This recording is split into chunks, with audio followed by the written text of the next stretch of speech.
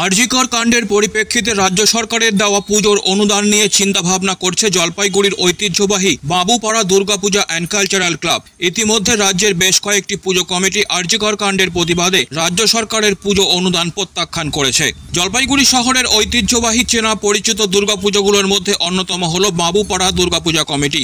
এবার তাদের পূজা 114তম বছরে পদার্পণ করল। আজ সোমবার খুঁটি পূজার মাধ্যমে এই দুর্গাপূজার সূচনা হয়। সকাল থেকেই পাড়ার বাসিন্দারা সহ সকলে মিলে খুঁটি পূজার অনুষ্ঠানে উপস্থিত ছিলেন।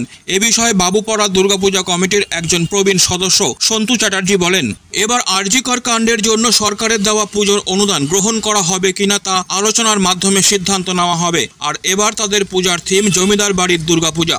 বাবুপাড়া দুর্গাপূজা এবার 114তম বর্ষে পদার্পণ করবে। বাবুপাড়া দুর্গাপূজা অত্যন্ত প্রাচীন পূজা জলপাইগুড়ি, এবং আমরা সেই চিন্তাধারাকে রেখে এবার জমিদার বাড়ির ঐতিহ্যবাহী যে একটা পুজো, সেই পুজোকে আমরা করবার চেষ্টা করছি। আমরা সবাই এখানে একমত যে এই পুরনো আরজিকর নিয়ে আমরা চিন্তা করেছি, চিন্তাভাবনা করিনি তা না। আমাদের সভাতে আলোচনা হয়েছে যে আরজিকর কাণ্ডে আমরাও মর্মাহত, যার পর নাই।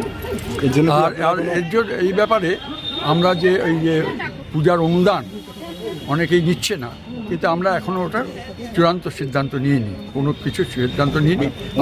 আপনারা নেবেন আশা করছেন? হ্যাঁ, অনুদানটাকে নেবেন। আমরা এখন সবাই এটা সিদ্ধান্ত হয়েছে, আমরা পরবর্তীকালে এটা সবাই মিলে বসে সিদ্ধান্ত নিই। Disclaimer. This channel may not promote any violent, harmful or legal activities. All content provided by this channel is meant for an educational purpose only.